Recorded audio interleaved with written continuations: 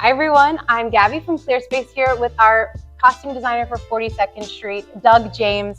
I just want to ask you a few questions about this remarkable, amazing cast of costumes we have in the musical 42nd Street. Of course. So 42nd Street is a backstage musical, meaning you're seeing behind the scenes of the show being put on. So how did that influence your costume designs? Oh, I found that was one of the interesting things about it because of the duality of it's a show within a show. So some of the costumes are costumes that as audience we're not supposed to be seeing. They're just rehearsing.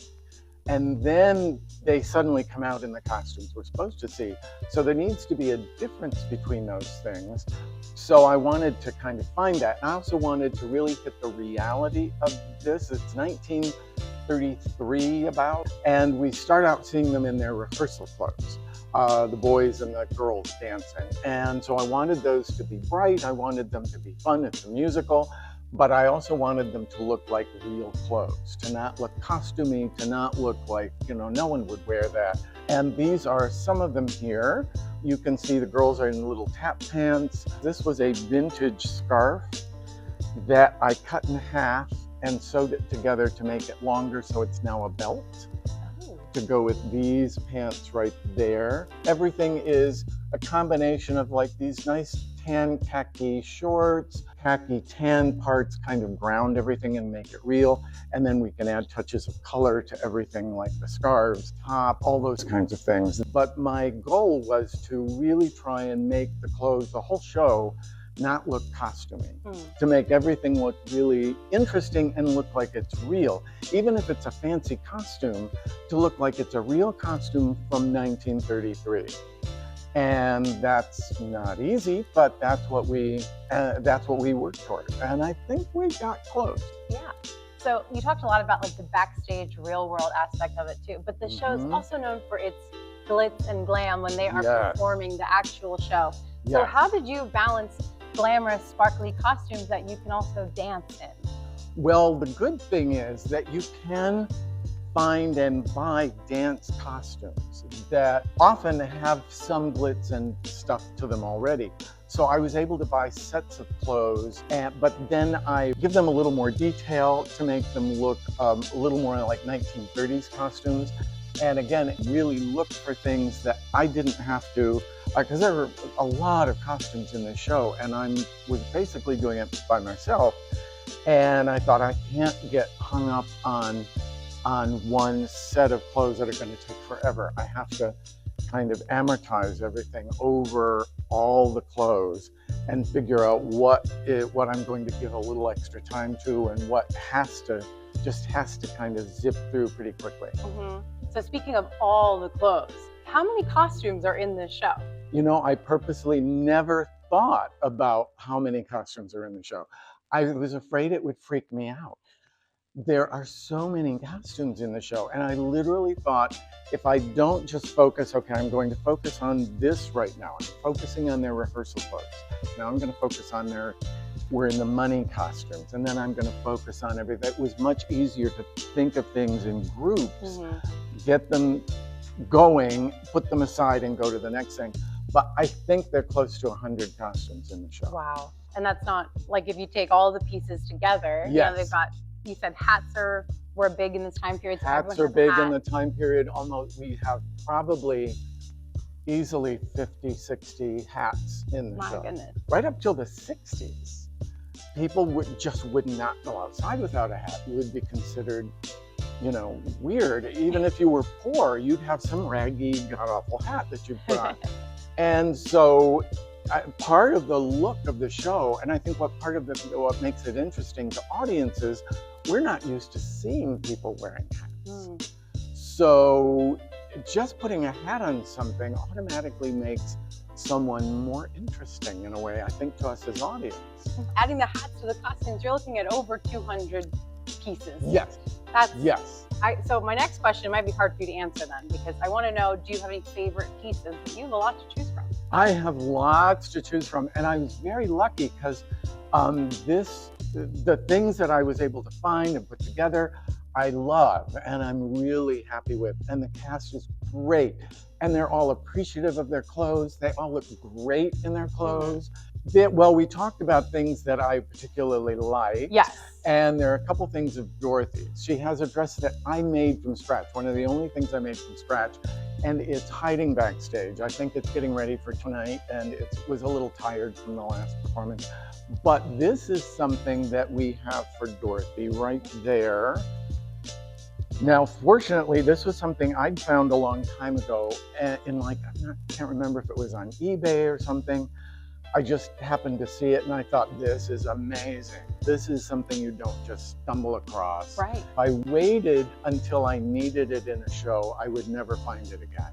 So, and it wasn't wildly expensive, so I got it, and I've been wanting to use it somewhere forever, because you can tell it's sophisticated, it's bold, it's a little quirky. All of this is hand appliqued ribbon and hand-done beading and embroidery, all down the front of this dress and the back of it. And fortunately, she wears this in a couple scenes, and there are stones that flash, and it's a really fun, and she just makes it look amazing. And this is her shadow number dress, which you're welcome to borrow anytime. Okay, I was gonna say, obviously I have a taste for this kind of a sensibility, I think. Yeah. This is kind of written into the script. It's an early number in the show. They dress her sort of almost on stage. She comes on and they immediately want her to go into rehearsal, and they throw this dress on her. And it has, as you can see, large sleeves, because at one point she complains about the sleeves. You know, how is she supposed to work in these giant sleeves? But this was, again, something that I thought, how do we do this dress without my making it from scratch and without spending $500 on boa feathers? And so the dress was from a thrift place, and then I found very inexpensive fabric, made new sleeves, and put these panels in the dress. And the feathered trim was also from one of those like overseas places that was a fraction of the cost of what it would be trying to get it here, you know. And it just came together. So how does a strong costume budget impact the audience's experience? Oh, I think tremendously.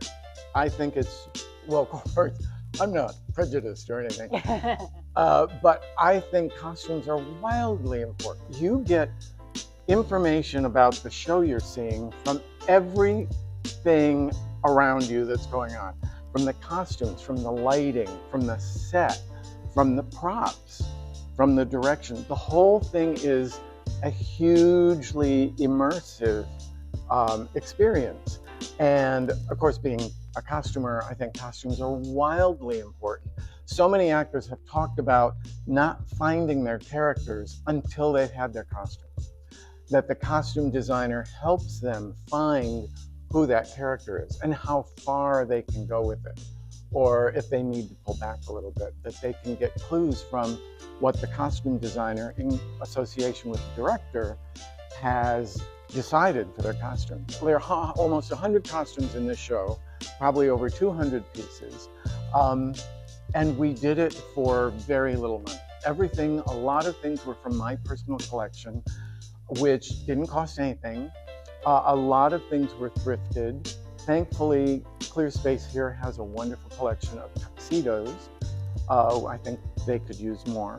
If anybody has a tuxedo you're not using, bring it on down. We'll take them. We'll take it.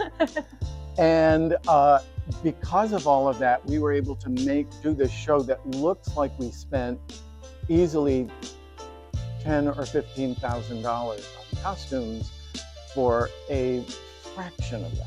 As I always say, I can do miracles with just a little bit of money, but I can't do much of anything with no money. You know, you just can't. Yeah, well, actually, speaking of that, this coming Wednesday, is our annual costume fundraiser out at the Ensemble at the Starboard in Dewey Beach. So what does, when we're raising money for costumes, what does that mean? What exactly are we paying for when we're raising funds for that? You are paying for the costumes themselves. You are literally paying for the costumes themselves.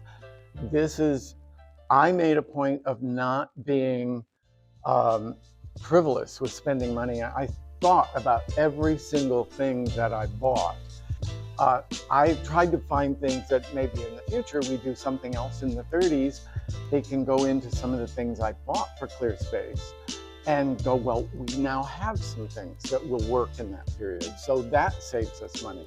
But you had to have the money initially to buy those pieces for the other show. Mm-hmm. So, you know, nothing can be done with nothing. And it's so important for there to have, you know, be some sort of budget for these shows. Because ultimately, people that are donating that money, you're going to go to the theater and see it.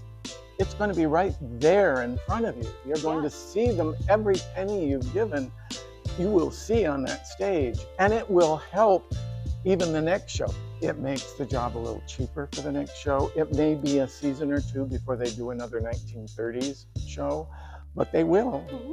Yeah, so you can even think about like buying a ticket to Outfit the Ensemble basically pays for a cast member's outfit. Yes. That's a really cool way to think about it. And then if you go see a show, you can essentially see that costume. You can essentially think, I helped make that directly.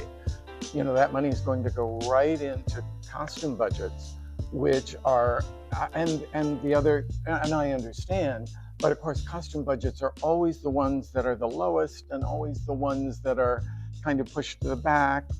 And because I always think, well, we can find something, or maybe the actor has something, or we'll do something. But, you know, if you want a really professional looking show, then you need more than just having actors and people scrounge up something with no budget whatsoever. Yeah, definitely. Well, that I really appreciate you taking some time to talk to me about all the costumes. As you know, we are gearing up for Outfit the Ensemble. The theme is on Wednesdays We Wear Pink, which is actually inspired by our upcoming production of Mean Girls this summer. Yes. So we're going to be dressed all pink, and guests will actually have the opportunity to bid on the models' outfits. They can take them home. So that's even extra special. That's awfully exciting. Yeah. So, and then all the money raised goes right back to Clear Space's costuming budget for 2026. It's really exciting. That's perfect. So thank you again for talking with me today. You're welcome. Doug. Thank you. Yeah. And if you have tickets to see 42nd Street, be sure to let us know what your favorite costume is. We want to hear from you guys. See ya.